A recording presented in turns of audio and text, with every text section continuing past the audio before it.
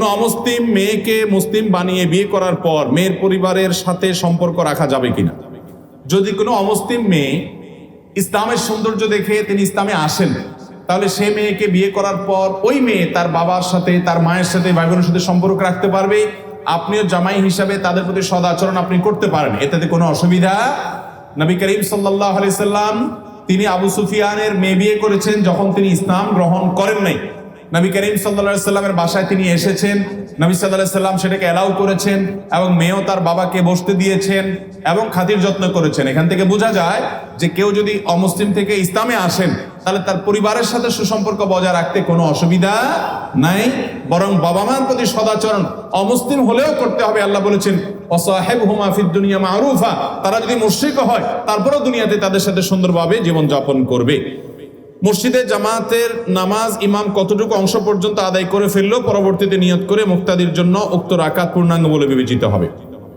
ইমামকে যদি রুকুতে পান তাহলে সেক্ষেত্রে আপনি সে রাকাত পাবেন, আর যদি রুকু থেকে ইমাম উঠে যায় তাহলে সে রাকাত পেয়েছেন এমনটি মনে করা হবে না।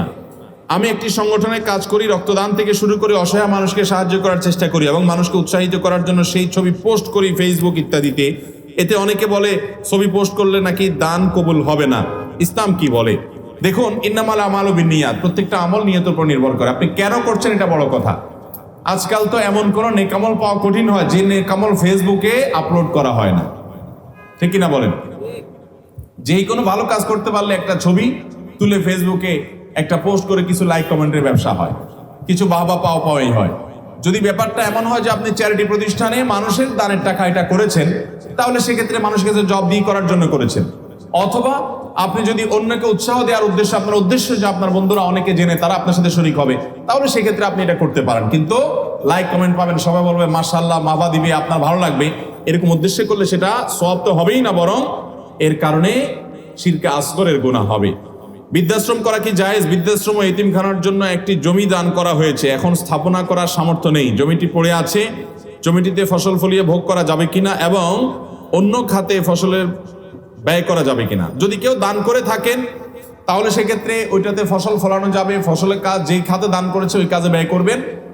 আর বৃদ্ধাশ্রম করা এটা নাজায়েজ বা হারাম কাজ না, কিন্তু ইসলাম এমন সমাজ ব্যবস্থার কথা বলে যেই সমাজে কোনো বৃদ্ধাশ্রমের প্রয়োজন হবে না। কথা কি বুঝাতে পারছি?